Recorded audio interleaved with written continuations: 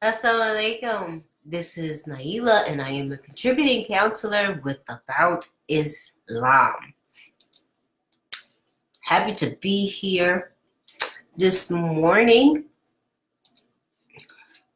I'm going to get myself situated and going to be answering questions in regard to relationships.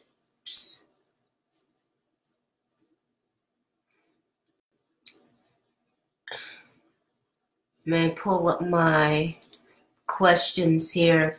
I don't know if you can tell. You can probably tell I have a cold. So I'm going to try to speak as clearly as I possibly can for all of you here today. And y'all work with me, as I work through my cold. Wa alaikum salam, Christina. Happy to have you here. Happy to see everyone here. I see you guys are piling in.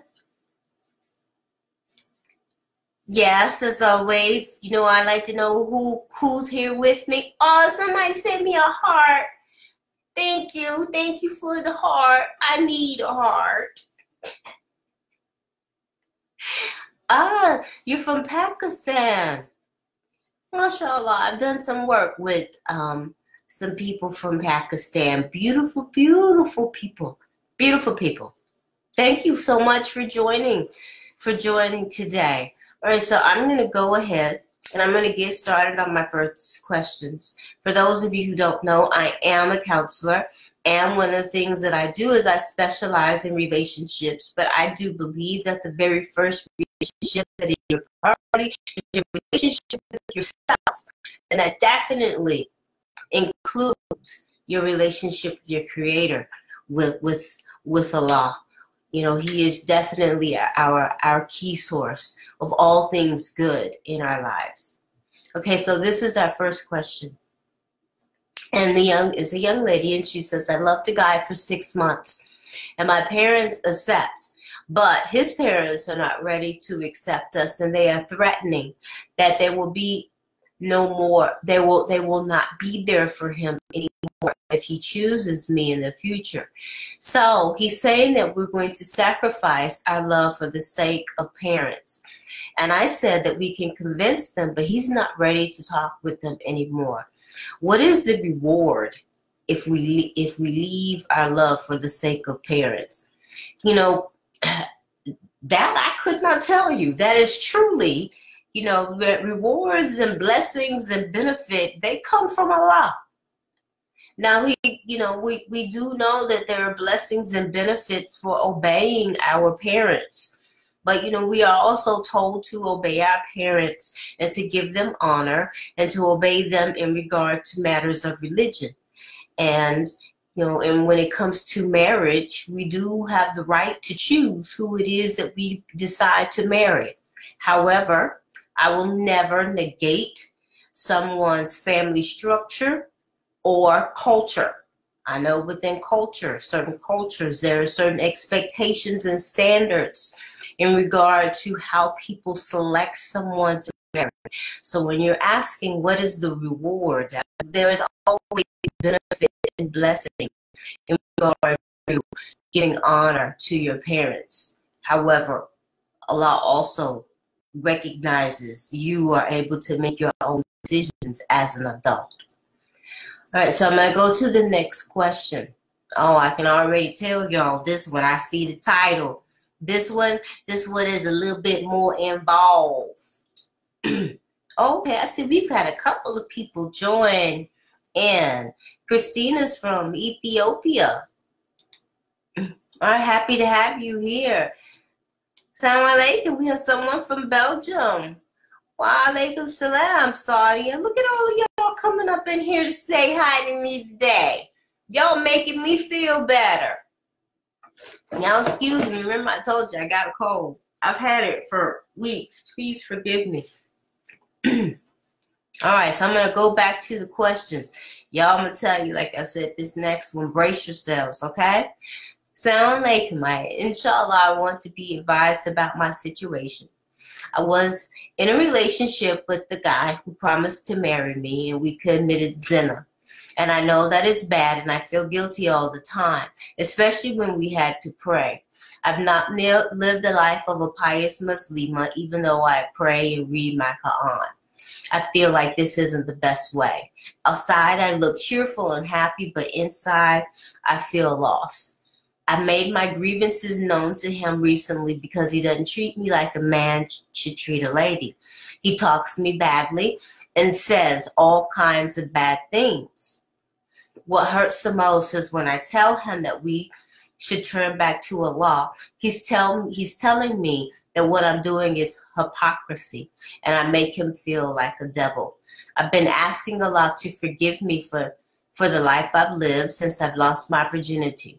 When I pray, I don't feel like my prayers are being accepted. Now I want to live my life piously, so I've given up with this relationship because I know Allah is the best of planners. I feel like Allah is angry with me and He hasn't forgiven me. I'm not going to give up because I know Allah's place is the best place to be. Thanks in advance, and may Allah reward all of you abundantly. I'm looking for the question here because it really looks like this person has actually talked themselves through what it is that they're really feeling bad. They're feeling condemned about a sin that has been committed. They sought Tawbah. They tried to repent to Allah, but now it just really feels like, they're just really feeling bad on the inside. And the feeling condemned and feeling remorse about a sin is actually a good thing. It's good in the event that inshallah that feeling bad and wanting Allah's pleasure, inshallah, will keep you on the straight path and will keep you from doing it again. Now, in regard to whether or not Allah has forgiven you, of course, Allahu Alam, Allah only knows that. But you've done your part. You have sought forgiveness. You said you haven't committed the sin again. Those are the things that Allah holds you accountable for, and He expects you to do. The thing might be for you to ask yourself is, have you forgiven you? And that really might be where your issue is. You may still be in a place where you are still berating yourself and you are still beating yourself up.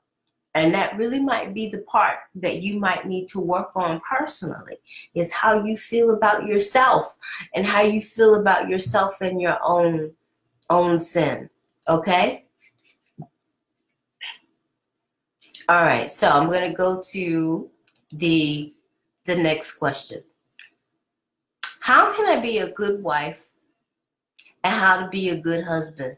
I'm so scared of marriage. It looks like a very big responsibility and very hard.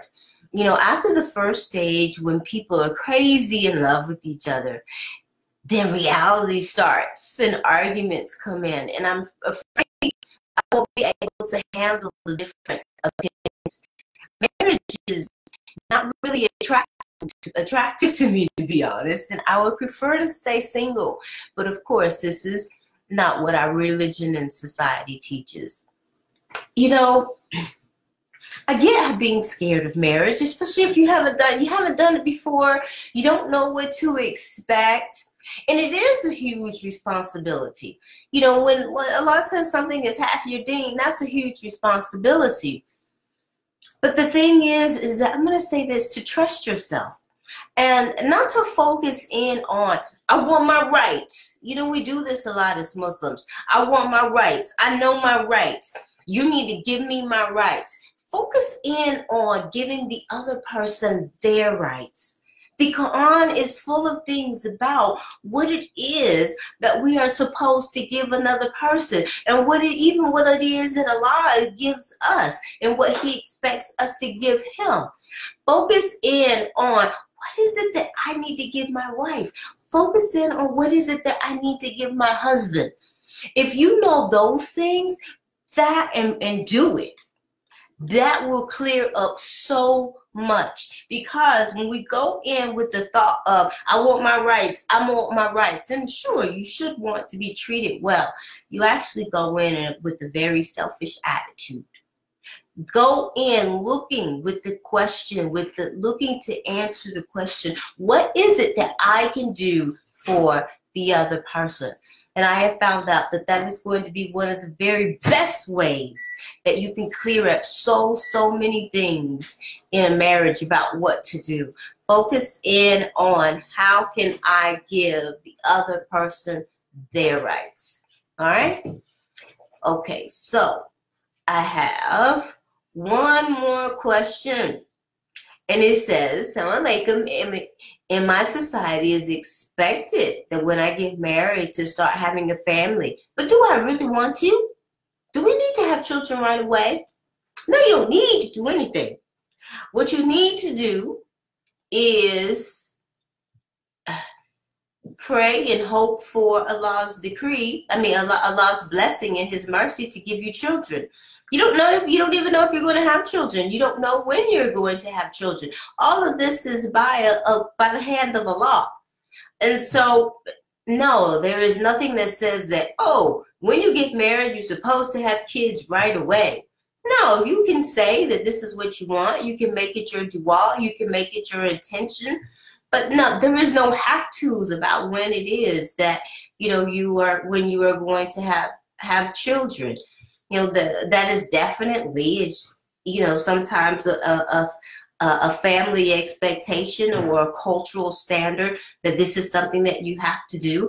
And you know what? I'm going to tell you the truth. Based on what I know about newlywed couples, I wouldn't advise it. And I'm going to tell you why. Take that time to get to know one another. The two of you, it's a time to have fun. It's a time to be able to, do things without having to worry about a car seat and packing up the diapers. It's a time for the two of you to actually be able to enjoy one another and to get to know each other without having the distractions of parenting. It's very hard to be able to know someone as a husband and wife if you go right into being a mother and a father.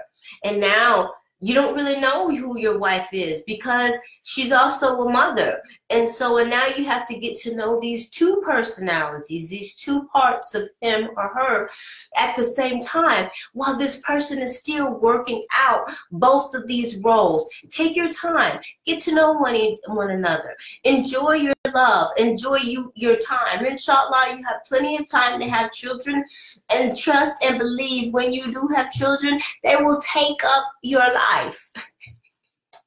Children are a beautiful, beautiful thing. Okay. All right. So there is a question here. I was in a relationship for 2 years, and then he hung up for 2 years, and now he left me.